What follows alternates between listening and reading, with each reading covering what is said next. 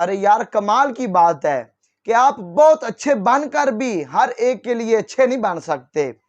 کہیں آپ کو برا بنا دیا جاتا ہے، کہیں آپ کو برا ثابت کر دیا جاتا ہے کہ زندگی میں نا آدھا دکھ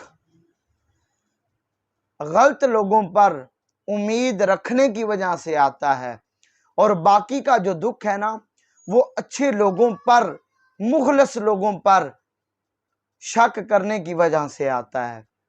ہمارے سماج میں نا جو دھکا نہیں دیتا اسے پھر زندگی میں نا دھکے کھانے پڑتے ہیں، اسے بار بار دھکے کھانے پڑتے ہیں۔ جو کسی کو دھکا نہیں دیتا، بصیرت اور تقوی انسان کو اس وقت حاصل ہوتا ہے جب وہ ایسی بات پر اللہ کا شکر ادا کرے جس پر صبر کرنا مشکل ہو۔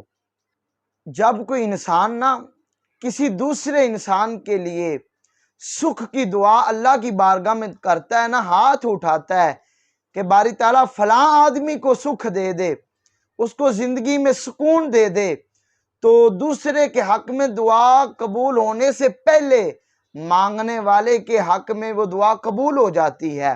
لہٰذا دوسروں کے بارے میں اچھا سوچیں، ان کے لیے سکھ کی دعا کریں۔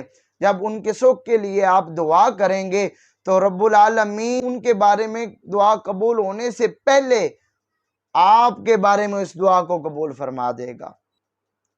پرسکون زندگی کا راز، اگر آپ زندگی کو پرسکون گزارنا چاہتے ہیں تو اپنے تعلقات کو محدود کر دو، اپنی توقعات کو محدود کر دو، اور اپنی خواہشات کو محدود کر دو۔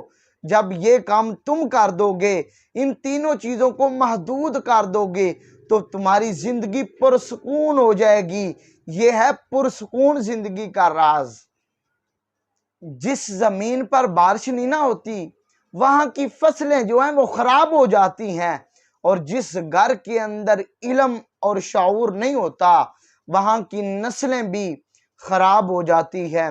اور کسی پر بھروسہ اتنا ہی کیجئے گا جتنا آپ برداشت کر سکیں، کیونکہ جب وہ آپ کا بھروسہ توڑیں تو آپ خود کو قائم رکھ سکیں۔ کہاوتیں اور مثالیں غور و فکر کرنے والوں کے کام آتی ہیں، نادانوں کو ان سے کوئی فائدہ حاصل نہیں ہوتا۔ امید کرتا ہوں کہ آپ کو یہ ہماری ویڈیو پسند آئی ہوگی، تو اگر پسند آئی ہے تو ہمارے چینل کو سبسکرائب کیجئے گا، اپنے دوستوں کے ساتھ ویڈیو کو شیئر کیجئے گا۔ والسلام۔